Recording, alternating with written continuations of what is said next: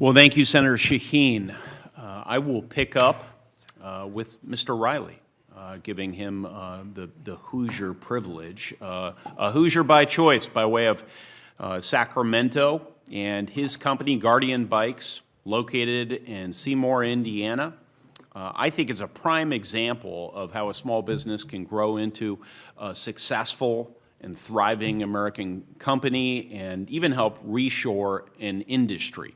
Doesn't happen in every case, but we should celebrate it and the jobs you create and the opportunities associated with all of that when it does. So your insights, Mr. Riley, into how the policies that we put in place here in Washington, D.C., which can be detached and removed from the daily cadences and concerns of regular people sometimes, they would be invaluable to our whole process. And so I appreciate all of your comments this morning. Whether it's developing skilled workers through apprenticeships or connecting startups to research institutions and capital, public-private partnerships are already proving what's possible when sectors work together. Too many small businesses, especially in rural communities, lack access to the same networks or infrastructure or talent pipelines that they need to compete and grow.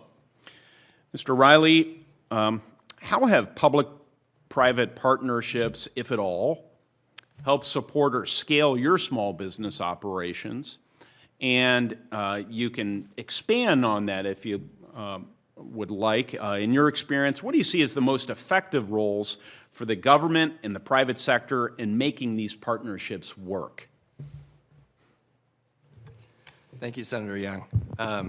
And I'm proud to be a new Hoosier of a couple years. So in Guardian Bike's case, when we were first starting, we did utilize a SBA 7A loan, and that was instrumental in getting the company off the ground, getting some working capital in. But in our case, when we really started looking into starting a factory, it was clear that we needed several $1 million to get this thing started, both because of some of the equipment that we needed, but also because we were starting something that no bike company had done in the United States in many decades, and we knew that there'd be at least, say, 12 to 18 months of time where we have to kind of go into money-losing mode to learn how to run a factory, to get the thing up and running. And so we relied, on a SBA 7A loan, but also some private equity, not private equity, but I should say individuals investing some money for equity in the business. That was instrumental, but it was also challenging. That was me going around, pitching a lot of different individuals, getting them to believe in the vision, taking $50,000 to $100,000 checks, left and right to try to pile together a few $1 million in order for us to really kind of execute on this vision of starting a factory in the USA. So I think to the extent that,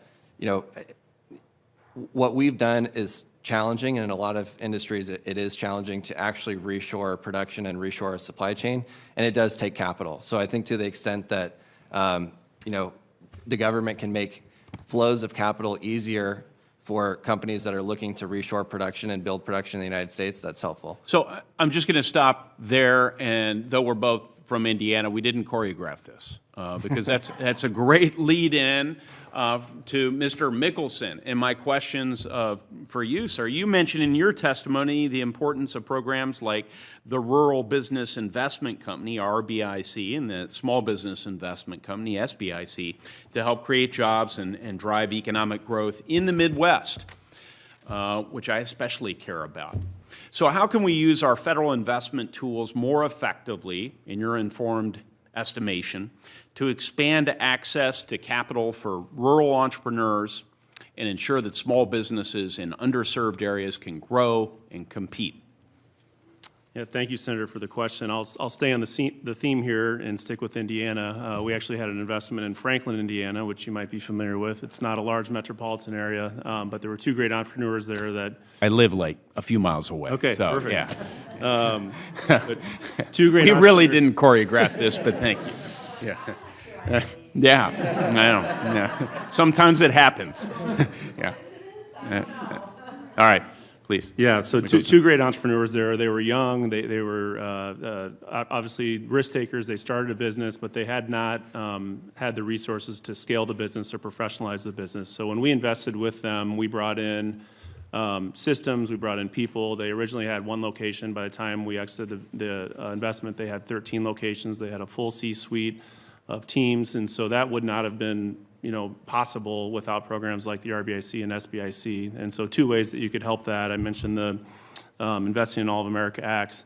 Passing that would help create more opportunities for situations like this. And then on the RBIC side, the RBIC program does not have leverage like the SBIC program has. And so that's one thing that we've been working with the USDA with for a long time to try to get that put into place. Thanks so much. Unless there are any other Indiana stories, all right, Senator